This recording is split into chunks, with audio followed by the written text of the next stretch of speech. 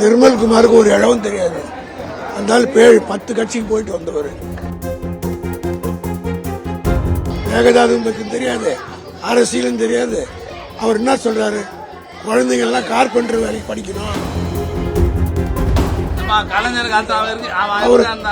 ஒரு இடமும் புரியாது. படிக்கவே கூடாது இந்த நாட்டில். பசங்க கார்பெண்டர் வேலைக்கு போகணும். நிர்மல்குமார் ஒரு விஷயத்தை சொல்லியிருக்கிறாரு. திமுக தலைவரை சொல்றதுதான் டி கே சிவகுமார் கேட்பாரு. ஏற்கனவே கலைஞர் அவர்களோட தலையீட்டால தான் காவிரி நீர் வரல அப்படின்னு நிறைய விஷயங்கள். நிர்மல்குமாருக்கு ஒரு இடமும் தெரியாது. அதனால 10 கட்சிக்கு போயிட்டு வந்தவர். அதனால எந்த கட்சியில் எப்படி பேசுறதுன்னு தெரியாது பேசுறாரு. அதனால காவேரி பற்றியும் தெரியாது, மேகதாதுவும் பற்றியும் தெரியாது, அரசியலும் தெரியாது. அவர் என்ன சொல்றாரு, குழந்தைங்க எல்லாம் கார்பெண்டர் வேலைக்கு படிக்கணும், தச்ச வேலைக்கு படிக்கணும், செருப்பு தைக்கிறதுக்கு படிக்கணும்னு பேசுறவங்க போய் அரசியல் பேசலாமா?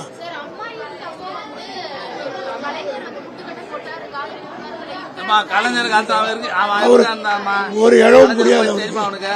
கலைஞர் அதாவது இவருக்கு ஒண்ணுமே தெரியாது.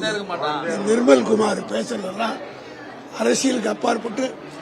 அதாவது படிக்கவே கூடாது இந்த நாட்டில். பசங்க கார்பெண்டர் வேலைக்கு போகணும், கர்மா வேலைக்கு போகணும், கொளுத்து வேலைக்கு போகணும்னு சொல்ற ஒருத்தர் எப்படி பேச முடியும்?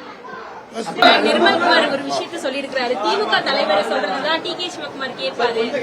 ஏற்கனவே கலைஞர் அவர்களோட தலையீட்டால தான் காவிரி நீர் வரல அப்படின்னு நிறைய விஷயங்கள். நிர்மல்குமாருக்கு ஒரு இடமும் தெரியாது. அதனால 10 கட்சிக்கு போயிட்டு வந்தவர். அதனால எந்த கட்சியில் எப்படி பேசுறதுன்னு தெரியாது பேசுறாரு. அதனால காவேரி பற்றியும் தெரியாது, மேகதாதுவும் பற்றியும் தெரியாது, அரசியலும் தெரியாது. அவர் என்ன சொல்றாரு, குழந்தைங்க எல்லாம் கார்பெண்டர் வேலைக்கு படிக்கணும், தச்ச வேலைக்கு படிக்கணும், செருப்பு தைக்கிறதுக்கு படிக்கணும்னு பேசுறவங்க போய் அரசியல் பேசலாமா?